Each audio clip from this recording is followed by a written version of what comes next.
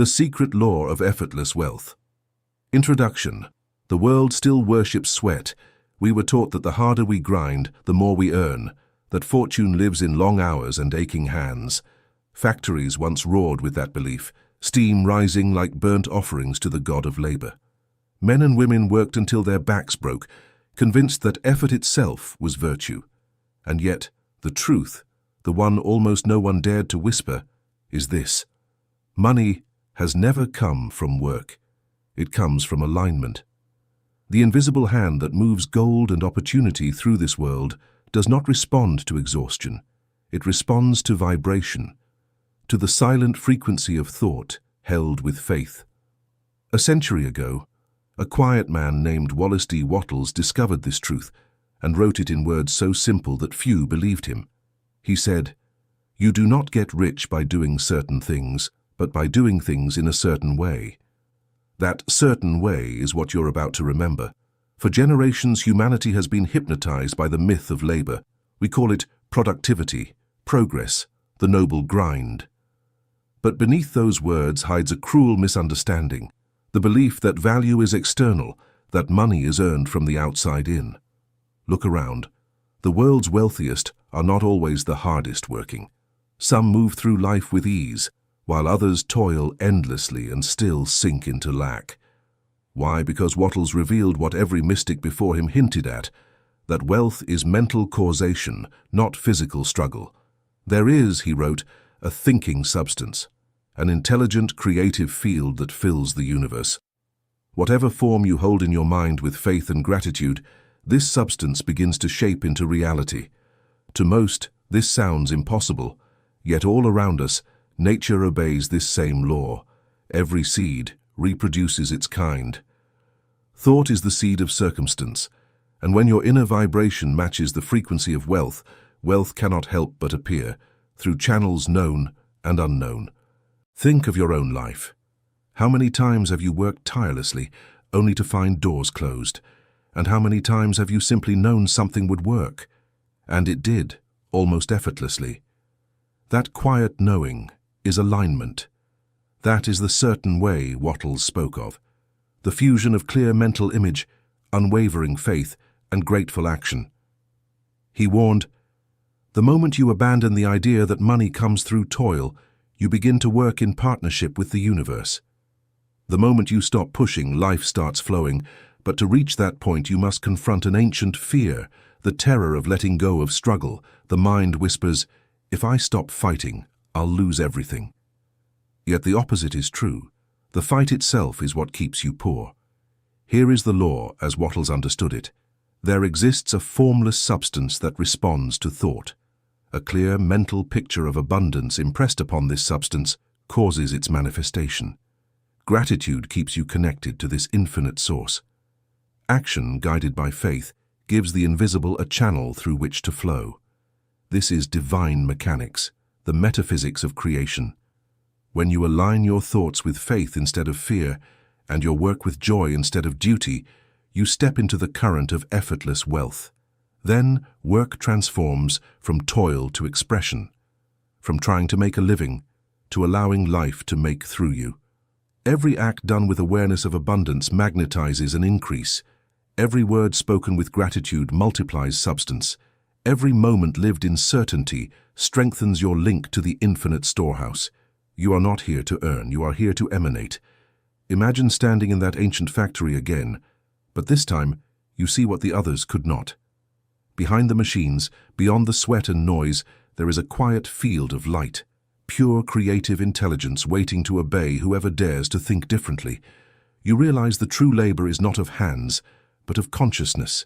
You no longer chase, you radiate. You no longer beg, you allow. You no longer say, "I must work to earn," but "I work to express the richness already within me." That is the secret of effortless wealth.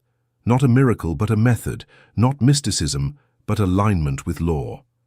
As you move into Chapter 1, the thinking substance, you'll see how this invisible intelligence has been shaping every event of your life, waiting for your conscious command. When you finally understand it, money ceases to be a struggle. It becomes a mirror. Because from this point on you'll know You do not earn money, you summon it. Chapter 1. The Thinking Substance.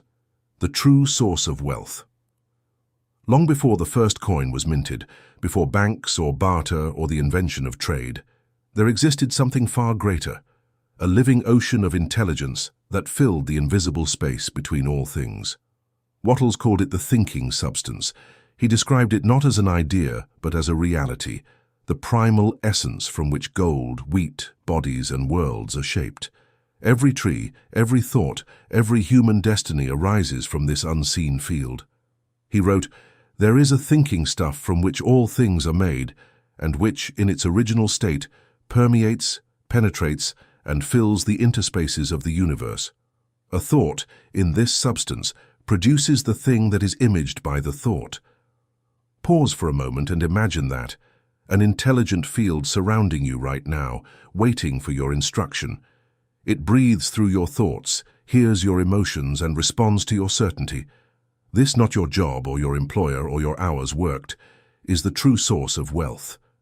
Humanity forgot this truth when it began to worship matter instead of mind. We learned to chase effects instead of mastering the cause. We began to dig for gold in the outer world, never realizing the gold mine was within. Wattles observed this error in his own era, a world enslaved by industry where men worked 16-hour days, yet remained poor in spirit and pocket alike. He saw that physical labor alone could not explain the prosperity of some and the poverty of others. If money were purely the result of effort, then the hardest workers on earth would be the richest. Yet the opposite is often true. He concluded, there must be a deeper law at play, a metaphysical law of creation, one that links thought to form, vibration to substance, consciousness to cash. The universe, he said, is not a machine but a living mind, and the mind that knows this truth can never truly be poor again. You've been taught to think of wealth as a competition, to believe that what another gains, you must lose. This is the consciousness of scarcity, the competitive mind which Wattles warned against. It breeds fear, jealousy, and separation. But the thinking substance is infinite. It cannot be depleted or cornered by anyone.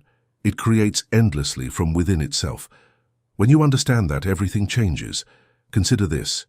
Every time you envy another's fortune, you tell the universe, their wealth limits mine. But when you bless their abundance, you affirm, their gain proves mine is possible. The difference is energetic, yet it determines the entire trajectory of your life. Wattles taught that poverty is not a condition of circumstance, but of awareness.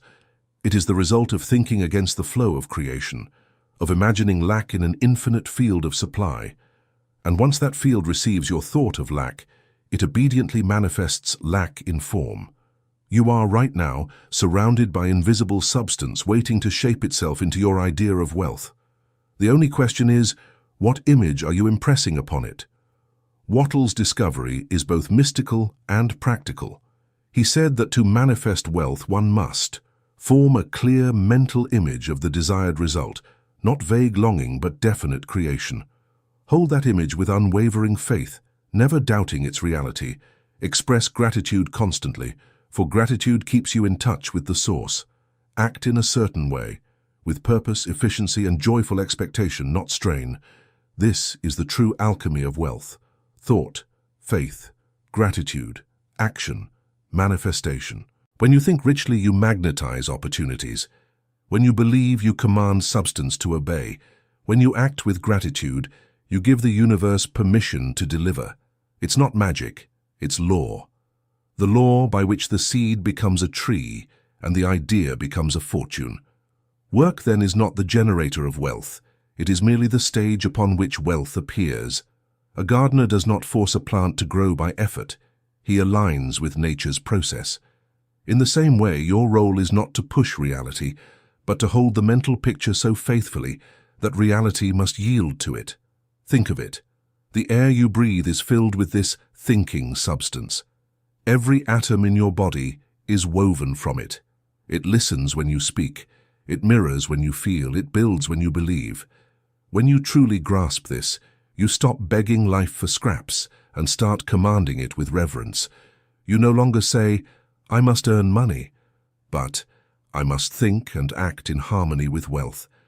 This is what Wattles meant by doing things in a certain way. Not the way of hustle, but the way of consciousness, calm, deliberate, creative. The rich man is not he who works hardest, but he who works with the laws of the universe instead of against them. As your awareness deepens, you'll begin to feel it, a subtle shift in your energy, a quiet authority that says, "All supply moves through me." And in that realization, work becomes sacred, not as a burden but as a joyous expression of divine creation. In the next chapter, The Illusion of Labor, we'll dismantle the greatest lie of all, the belief that money is the child of exhaustion. You'll see why struggle repels supply, and how faith, not force, opens the gates of abundance. Because once you understand the nature of the thinking substance, you'll never again mistake effort for power. You'll know the universe doesn't pay for toil. It pays for awareness. Chapter 2. The Illusion of Labor, Why Struggle Repels Supply. Picture the worker at dawn, his breath visible in the cold, his tools heavy in hand. He believes, as most do, that the sweat of his brow is what earns him survival. He wakes, he labors, he sleeps, and he repeats. Generations have done the same. Millions chained to the rhythm of labor, repeating a creed carved into the human psyche. Work harder, and you'll have more. Yet the paradox stands. Some work endlessly and remain poor, while others seem to attract abundance with little visible effort. Why? Because work, as society understands it, is not the cause of wealth. It's the echo of consciousness. The outer world simply mirrors the belief you hold within, and when that belief is in struggle, the universe, obedient as ever, sends you more struggle.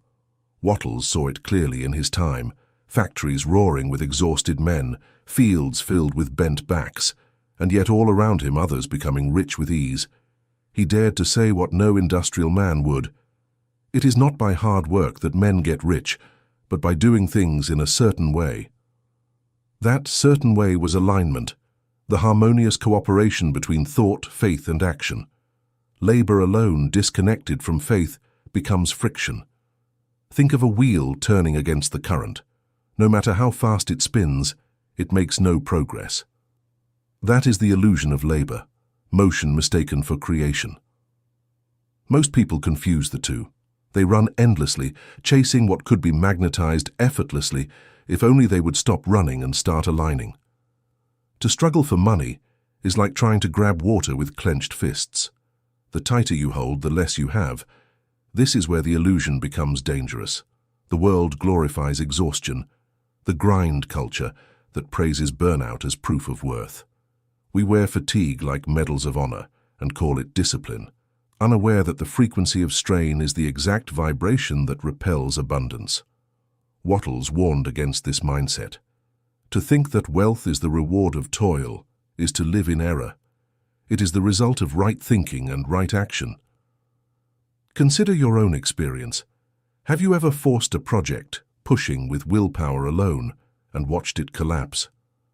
Then remember another time when things simply clicked, when doors opened, when coincidences seemed to conspire in your favor. That's not luck. That's alignment. It's the universe responding to the tone of your energy, not the volume of your effort. The subconscious mind does not understand overwork. It only understands vibration. When your energy says, "I must fight for what I want," it translates that signal literally. You must fight. And so, life obeys, delivering more conflict, more resistance, more proof that you must fight. But the moment you affirm, "I already possess the wealth of the universe, I merely allow it to take form," the struggle dissolves, and what once required force begins to flow. Here is Wattles' antidote to the illusion of labor, the metaphysical formula for true creation. Think richly. Refuse to think of money as distant or difficult. Every thought of hardship cuts you off from the creative flow. Replace "I must earn" with "I must align." Act calmly. Work with intention, not desperation. Each act must be infused with the awareness that you are a channel for infinite supply. Let your movement be graceful, not frantic, for the infinite never rushes. Rest in faith. After doing all you can in the outer world, release the outcome. Faith is the act of energetic surrender, the proof that you trust the invisible to complete what you began. Live in gratitude. Gratitude keeps your vibration high and your connection open. It is the language of wealth, the heart's acknowledgement that supply is already present. Work then becomes sacred not because of its difficulty, but because of the consciousness behind it. Effort done in fear produces exhaustion. Effort done in faith produces expansion. The difference lies not in what you do, but in who is doing it, the fearful self or the aligned self. The illusion of labor dies the moment you understand this. You were never meant to wrestle with life, you were meant to collaborate with it. The universe is not impressed by struggle, it is moved by coherence. Money is not seduced by exhaustion, it is drawn to calm conviction. When your work becomes an expression of faith instead of fear, the magnetic field around you changes. You begin to notice synchronicities, unexpected clients, effortless promotions, inspired ideas that seem to arrive from nowhere. But they do not come from nowhere. They come from the thinking substance responding to your certainty. Wattles called this acting in the certain way, the ability to move through life knowing that you are not a beggar of the universe, but a participant in its creation. When you work from that awareness, even the smallest act carries the weight of divine energy. You no longer work to earn, you work to express. And expression is effortless. It is the soul's natural state. In the next chapter, The Creative versus the Competitive Mind, we'll explore the greatest fork in human destiny, the choice between the mind that struggles to get and the mind that knows how to create. One lives in fear of loss, the other lives in partnership with infinite supply. And from that choice, between force and flow, every fortune or failure on earth is born.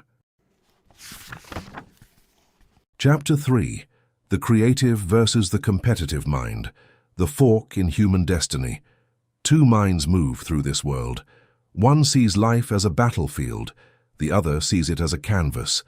One fights for every resource, believing the universe to be stingy and cruel. The other creates effortlessly, knowing the universe to be alive, generous, and infinite. These are the two minds that shape every destiny, the competitive and the creative. Wallace D. Wattles taught that the greatest mistake of mankind is to live in the competitive state of consciousness, to believe that in order for one to win, another must lose. He called it a disease of the race mind. And indeed it is. Competition is the child of fear. And fear is the signal that one has forgotten the truth. There is more than enough for all. Look at the modern world. Nations compete for dominance. Corporations compete for markets. Individuals compete for recognition, for validation, for survival. And yet in that endless chase no one ever truly wins, because the vibration of competition is separation itself. It tells the universe, I believe in lack. And so, lack becomes the governing law of one's experience. Wattles saw this even in his own century. Men trampling each other in factories, businesses collapsing from greed, dreams dying under the weight of envy. He wrote, "The creative mind knows no competition. It creates what it wants without taking away from others. The competitive mind imitates. The creative mind originates. The competitive mind fights for position. The creative mind expands the entire field. And because the creative mind lives in the vibration of increase, the universe rushes to multiply whatever it touches." Ask yourself, which mind governs you? Do you feel joy when others succeed, or do you feel a sting of loss? Do you see wealth as proof of abundance, or as evidence that your share has been taken? Every time you resent another's success, you reinforce the idea that success is scarce, that there isn't enough room for both of you. And the moment you believe that, you unconsciously withdraw from the field of infinite supply and step into the prison of limitation. Competition creates tension, a subtle, energetic contraction that tells the thinking substance, I do not have enough. And since this intelligent substance mirrors every dominant belief, it echoes that scarcity back to you in form. Wattles warned that those who live in competition cut themselves off from the source, because they are too busy fighting over the fragments of what already exists instead of creating something new. The creative mind, on the other hand, plays a different game entirely. It doesn't steal. It conceives. It doesn't demand. It receives. It doesn't envy. It expands. When you move from competition to creation, the universe stops mirroring your fear and begins amplifying your ideas. So how do you shift from the competitive to the creative state of consciousness? Wattles gave us the steps. Though he never used the language of psychology or quantum fields, yet his wisdom predates both. See the infinite everywhere. Begin by replacing the idea of scarcity with one of endless expansion. Every grain of sand, every leaf, every star is proof that the universe overflows. The source creates in excess, so must you. Rejoice in another's success. When you bless the prosperity of others, you signal to the universe, there is enough for me too. In that moment, jealousy dissolves, and your frequency rises to match abundance itself. Create instead of compete. Don't ask, how do I beat them? Ask, what can I build that no one has yet imagined? Every inspired idea that serves life multiplies your supply. Live in the consciousness of increase. Speak, act, and think in ways that make everyone and everything around you grow. To think increase is to tune into the divine heartbeat of creation. Wattles wrote, "The creative mind is never anxious. It trusts in the power that works through it. When you create, you operate as an extension of the infinite, and the infinite cannot fail. Imagine the two roads before you. One leads into the noise of the marketplace, shouting, pushing, racing for more. That's the path of competition, loud, frantic, and hollow. The other path is silent, luminous, open like dawn. It's the path of creation, still, confident, unstoppable. The first path ends in exhaustion. The second ends in expansion. You must choose." Wattles' message is timeless because it isn't about business or economics. It's about consciousness. The creative mind is the mind of God expressing through you. And when you think as God thinks, you never need to compete, for you are the source itself in motion. As you move through life, remember this: whenever you envy, you contract. Whenever you bless, you expand. Whenever you compete, you block the flow. Whenever you create, you open it wide. To create is to agree with life. And when you agree with life, life agrees with you. In the next chapter, The Power of Definite Vision, we'll enter the heart of creation, the sacred act of imagining. You'll see how a single clear mental picture, held with faith, has more creative power than 1,000 days of hard labor. Because when your vision is definite, the universe has no choice but to obey. It's not about working harder, it's about seeing clearer. Chapter 4. The Power of Definite Vision, the imagination that commands reality. Everything that exists began as a picture in someone's mind. Before there was the palace, there was the plan. Before the bridge, the vision. Before the empire, a thought held long enough to call matter into order. Wattles understood this principle so completely that he made it the cornerstone of his system. You must form a clear and definite mental image of what you want. Hold this picture in your thoughts with fixed purpose and unwavering faith, and the thing you think about will be created. To him, imagination was not fantasy. It was divine architecture. When you think vividly and persistently, you are giving the thinking substance its blueprint. The universe does not respond to wishful daydreams. It responds to precision, to the definiteness of an image impressed upon it with emotion and faith. Most people never create. They drift. Their mental pictures flicker and fade with every mood. One day they desire freedom, the next they fear it.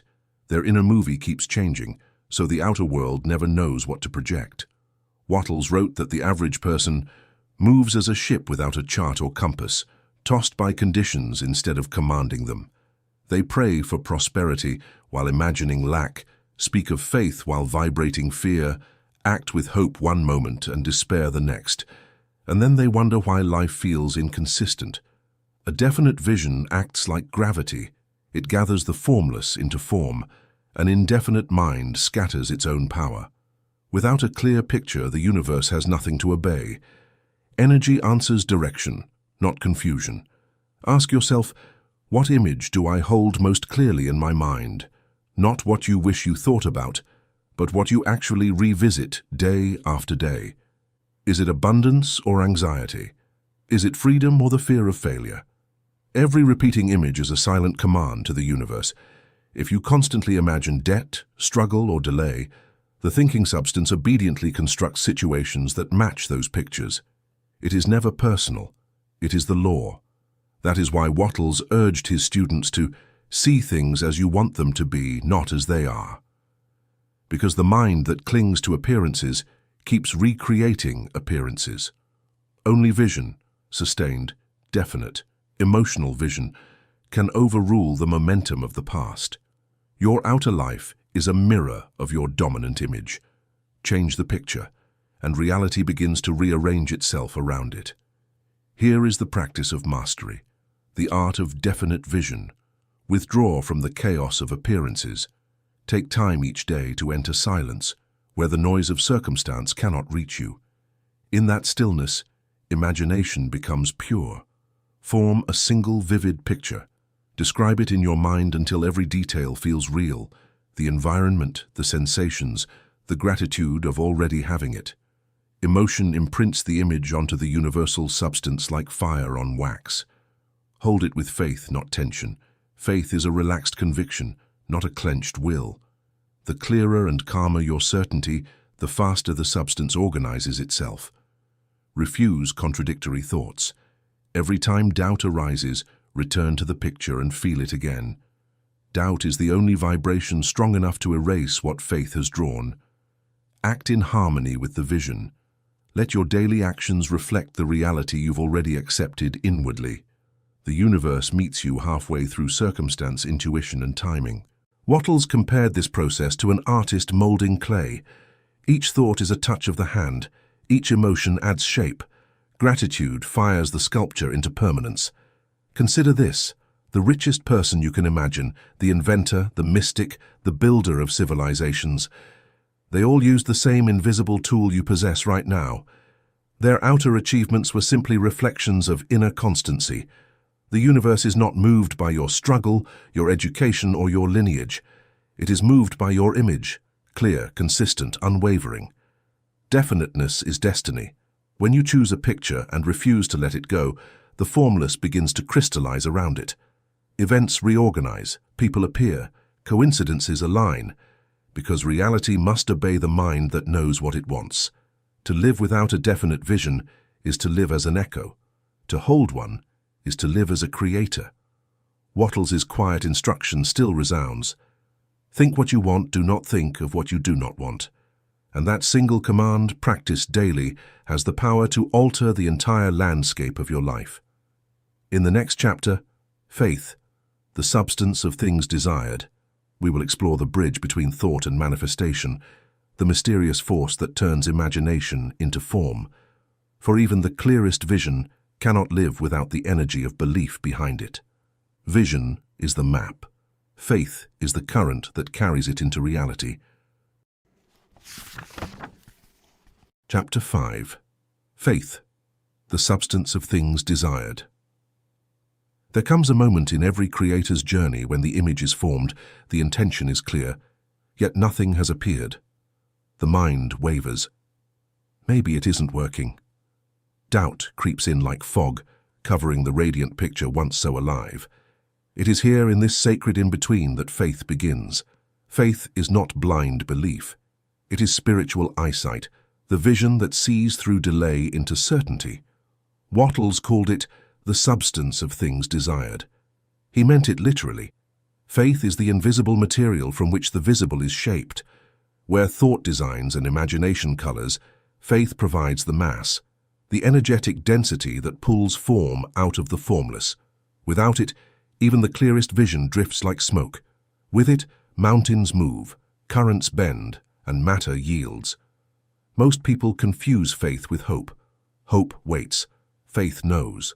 Hope says, someday. Faith whispers, already. Wattles saw that the world suffers not from lack of opportunity, but from lack of conviction. Men and women pray for abundance while secretly expecting disappointment. They think two opposite thoughts at once, one of wealth, one of worry, and the universe, hearing both, delivers neither. He wrote, "To think faithlessly is to sever your connection with the source. You must know that the thing you desire is at this moment forming around you." That knowingness, quiet, unshakable, is what most have lost in an age that worships proof. We've been trained to believe only what we can touch, never realizing that touch itself is the echo of belief. The unseen must be believed before it can be seen. Think back to a time when you knew something good was coming. You didn't hope, you felt it. You spoke as if it were already true. And somehow, reality obeyed that tone of certainty. That vibration was faith. Not the ritual, not the prayer, the feeling underneath it. Every human carries a dial that tunes between fear and faith. Wherever the needle rests, reality begins to hum in harmony. Fear vibrates scarcity. Faith vibrates completion. The tragedy is that fear feels safer because it keeps us in control. Faith requires surrender, the letting go of how and when.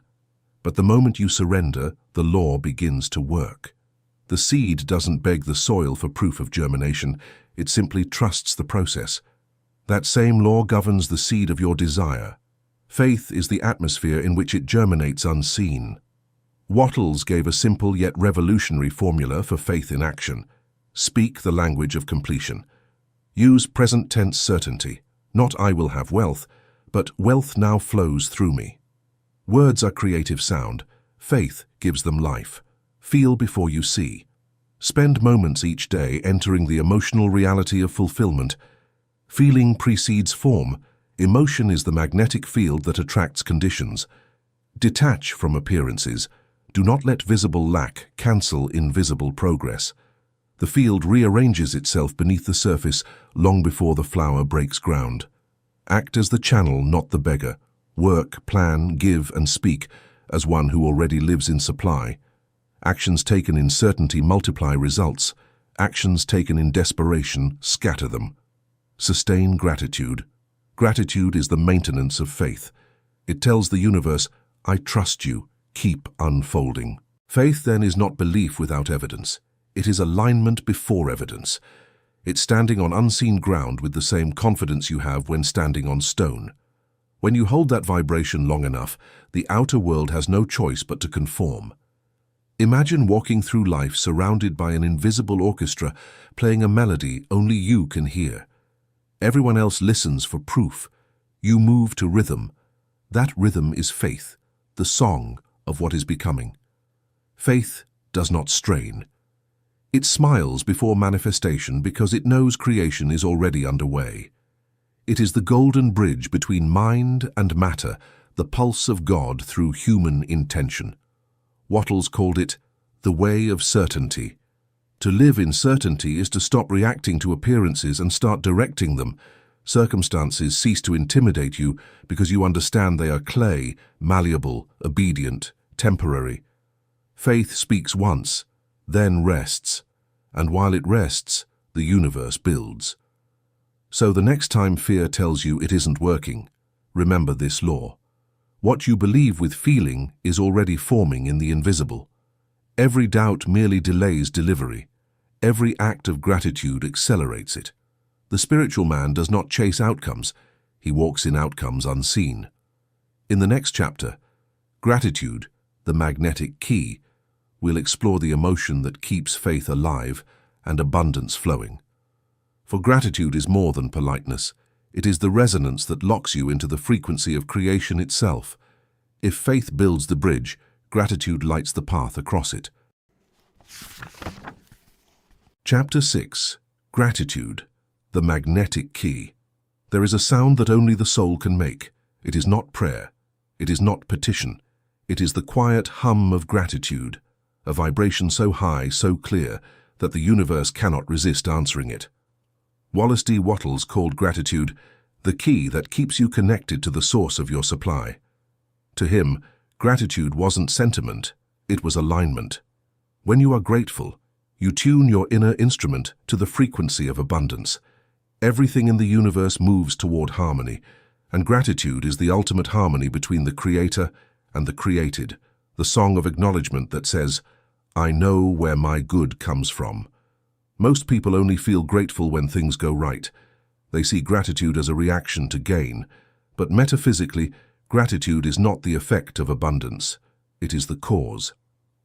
Wattles wrote, "The grateful mind is constantly fixed upon the best, therefore it tends to become the best." He understood that a man can work day and night, yet if he complains, his vibration contracts and the flow of supply constricts. It is not punishment, it is physics. You cannot receive while broadcasting lack. Every word of resentment, every sigh of dissatisfaction sends a signal to the thinking substance that says, "I do not yet have enough." And since the universe mirrors belief, it obeys, sending you more lack to match your conviction. Gratitude reverses that signal instantly. It declares, "There is abundance now," and the law responds in kind, expanding the field around you. To live in gratitude is to stand in the vibration of completion, even when appearances suggest otherwise. That is faith matured into peace. Look within. How often have you postponed gratitude? We say, "I'll be thankful when I get the promotion, when I meet the right person, when I finally have enough." But by waiting, we push the frequency of abundance further away. We send the universe a message of delay. Not yet. Gratitude now is the bridge between the unseen and the seen. It doesn't wait for proof. It creates proof. Try this experiment. Recall a time you were truly thankful, when joy welled up for no reason. Notice the lightness in your heart, the calm that followed. That state of being is magnetic. In that vibration, you are already rich, because richness is a feeling before it's a fact.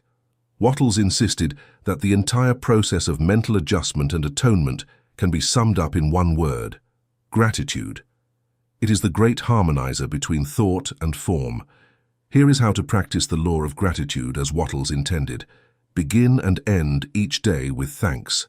Upon waking, affirm quietly, "I am one with the source of infinite supply." At night, give thanks not just for what happened, but for what is unfolding unseen. Gratitude at the edges of the day sets the rhythm for everything between. Be grateful for possibility, not only for possession. When you can thank life for what is still forming, you prove your faith to the universe. This accelerates manifestation, for gratitude is evidence of certainty. Turn complaints into creations. When you feel irritation, pause and reframe. Even this serves my expansion. Gratitude transforms resistance into raw creative power. Express increase wherever you go. Speak and act so that every person and situation you touch feels richer for your presence. This is the practical side of gratitude. It radiates increase, and increase multiplies. Write it, speak it, feel it. Keep a daily gratitude record, not as a ritual, but as an energetic calibration. Feel the warmth behind each word.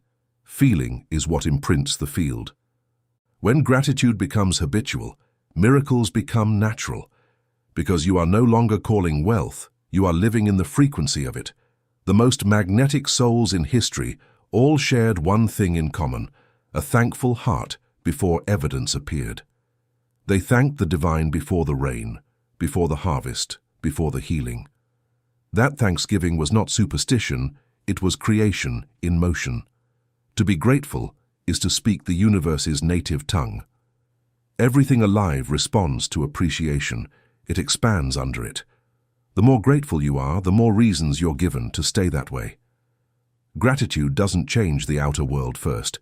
It changes you. And when your inner world shifts, the outer must follow. So stand still for a moment. Breathe and whisper, "Thank you for what is, and for what is yet unseen." In that instant, you step into the current of divine circulation, the same current that feeds stars, moves oceans, and sustains your breath. That is the true power of gratitude.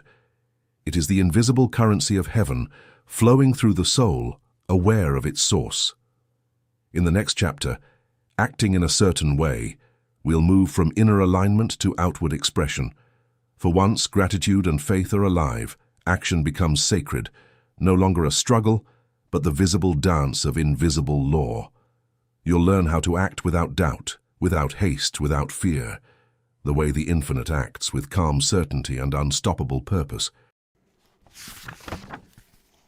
Chapter 7. Acting in a Certain Way. How to move like the infinite. The universe never rushes. It moves with absolute certainty, quiet, rhythmic, flawless. The sun never doubts its rising, the river never questions its path to the sea. Each fulfills its purpose without strain, because each is animated by the same intelligence that breathes through you. This is what Wallace D. Wattles meant by acting in the certain way. He wrote, "You must act in the present with faith and purpose. Act now upon the people and things in your present environment. To act in a certain way is to work as the infinite works, calmly, precisely, without fear of loss or doubt of result. It is not about effort, it is about essence. You move not to make something happen, but to express what already is happening through you. When you act in this consciousness, your deeds carry power.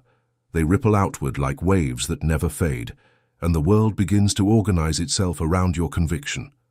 Most people act from confusion, rushing, reacting, fearing they might miss their chance. Their actions are frantic, born of uncertainty, and therefore barren of creative force. Wattles observed that fear of failure makes failure. When you act from worry, the energy of your work becomes distorted, its vibration tangled with doubt. You're trying to plant seeds while trampling the soil. This is why many labor endlessly without progress. Their hands move, but their hearts hesitate. Their words carry effort, not faith. And the universe responds in kind. Scattered results, unstable income, inconsistent opportunities. Action alone does not create, conscious action does. To act in a certain way is to combine vision, faith, and gratitude into motion. Every gesture becomes sacred. Every step is guided. Think of the last time you took action from fear. Remember the tension, the exhaustion, the quiet whisper that said, "If I stop pushing, everything will collapse." That was not creation, that was survival. And survival mode blocks spiritual circulation. Now remember a time when you moved with confidence, when inspiration struck, when the right words flowed, when doors opened effortlessly. That ease was not random, it was alignment. Wattles taught that the one who acts from faith never worries about results because he already knows the outcome. The energy he sends forth carries certainty, and certainty is irresistible to the universe. Action taken in this state carries more power than years of labor without conviction, because law responds not to motion, but to meaning. Here is the practice of acting in a certain way, the method Wattles meant when he said, "By thought, you make the thing. By action, you receive it." Act where you are, not where you wish to be. Don't wait for perfect conditions. The infinite always begins here, now. Whatever lies before you is the exact material through which your vision will express itself. Act with calm efficiency. Move deliberately, as if success were guaranteed, because metaphysically, it is. Each action performed with composure carries more power than 1,000 done in anxiety. Let every action express faith. Infuse your tone, posture, and speech with quiet assurance. The field around you records that vibration and multiplies it in ways you cannot predict. Do every act as a complete act. Wattles said, "Put the whole power of your mind and will into every act. Treat every task, however small, as sacred service. This intensity of presence bridges the invisible and the visible. Detach from the result. Once the action is done, release it completely. The infinite completes what you begin. Worry is interference, rest is faith. When you move like this, the quality of your energy shifts. People feel it. Opportunities rearrange themselves. Even chaos begins to organize around your conviction. Because when you act in a certain way, you become a living expression of divine order. To act in a certain way is to work as the universe works, without hesitation, without doubt, without hurry. It is the stillness of power in motion. Wattles compared it to the growing of a seed. The seed does not wonder if it will sprout. It simply responds to the laws that govern it, and those laws never fail. So must you. Act, not as a struggler reaching upward, but as a creator unfolding outward. Every task you do with faith strengthens your magnetic field. Every doubt weakens it.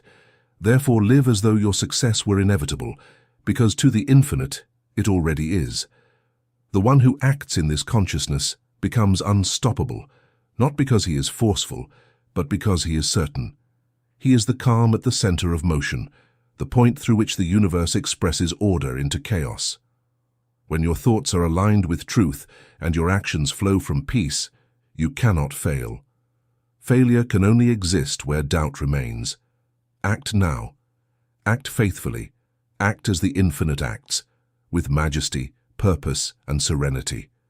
For when you do, the universe moves with you. In the final chapter, the effortless stream of supply, we'll see what happens when all these laws, thought, faith, gratitude, and action, converge into perfect harmony. You'll learn how wealth begins to move toward you naturally, like a river finding its source. Because the universe cannot resist one who has become its reflection. There is no more trying, only allowing. Chapter 8. The effortless stream of supply. When the universe works through you. There comes a point on this path when you no longer chase the current. You become the current. What once felt like effort now feels like rhythm. What once demanded force now flows as grace. This is the moment when money, opportunity, and circumstance begin to move toward you as naturally as rivers seek the sea. Not because you are lucky, not because you have finally worked hard enough, but because you have entered alignment with the great circulation, the endless motion of divine supply. Wallace D. Wattles called this state living in the certain way. He said, "You can become rich without robbing or taking away from anyone, and by doing so you become a channel through which the universe increases life for all." When you reach this realization, wealth ceases to be something you earn. It becomes something that moves through you, blessing everything it touches. Most people never experience this effortless flow because they still believe they are separate from supply. They imagine themselves as beggars before an indifferent universe, asking for what they already contain. They cling to money, fear loss, compete for scraps, and pray for miracles while rejecting the miracle of their own consciousness. They dam the river with anxiety and call the resulting drought reality. But the universe has no droughts, only blockages of belief. Wealth is not a reservoir to be earned and guarded. It is a river that must circulate. The moment you hoard from fear, the current stagnates. The moment you give from faith, it accelerates. This is the paradox of divine economy. The less you cling, the more you attract. The more you give, the more you overflow. Look at your relationship with money. When it enters your life, do you breathe in relief or tighten in fear? Do you see it as evidence of security or as proof of how easily it could vanish? Whatever emotion you attach to money becomes the frequency that governs its behavior in your life. Gratitude invites it to stay. Fear drives it away. Wattles wrote that no man can be rich who has a poor mind, meaning not a mind empty of cash, but a mind full of worry. Because worry vibrates lack, and lack repels supply. Your task then is not to chase wealth, but to stabilize your vibration so that wealth can circulate freely through you. You are the riverbed. Money is only the water. When the channel is open, clean of fear, aligned in faith, the flow becomes constant. To live in the effortless stream of supply, see money as energy, not matter. It is the visible form of invisible movement. Treat it with reverence, not attachment. It comes and goes according to your inner flow. Keep circulation alive. Give freely, not as loss, but as participation in the universal rhythm. Every act of generosity expands your capacity to receive. The moment you let money move, you prove your trust in the source. Anchor every action in peace. The infinite never acts in panic. Move from calm assurance, and your field broadcasts stability. attracting resources and opportunities that mirror your stillness. Receive without guilt. Many repel abundance unconsciously by feeling unworthy of it, but creation cannot bless a vessel that refuses to open. Accept with joy. It keeps the current pure. Live as an instrument of increase. Let every person, place, and project you touch expand through you. You are the conduit through which the universe multiplies itself. To increase life for others is to ensure life increases for you. When you master these principles, money becomes the byproduct of something far greater, vibrational coherence with divine order. You are no longer working for wealth. Wealth is working for you. Imagine yourself standing beside a vast ocean. Each wave that breaks upon the shore is a form of supply, an idea, an opportunity, a flow of abundance. Yet none of it belongs to you exclusively. It moves through you, not to you. Your task is simply to remain open, rhythmic, and grateful. In that openness, you become the infinite's favorite instrument. You stop asking, "How can I get?" and begin asking, "How can I let?" How can I let more life flow through me? How can I let more good circulate to others through my being? And as you ask that, the universe answers with more to give, more to share, more to live. Because the law is perfect. To the one who circulates, increase is inevitable. When you live in the effortless stream of supply, there is no more fear of lack, no anxiety about timing, no guilt about success. You realize that money is not earned, it is expressed. You are not a laborer, you are a channel, and through that channel flows the limitless abundance of the infinite. Breathe it in. Feel it move through you. That is wealth, not the coin, but the current. Not the possession, but the participation in divine flow. And so we arrive where all journeys of consciousness end, in effortless awareness. The river no longer needs to be found, it was always here. You simply learned to flow with it.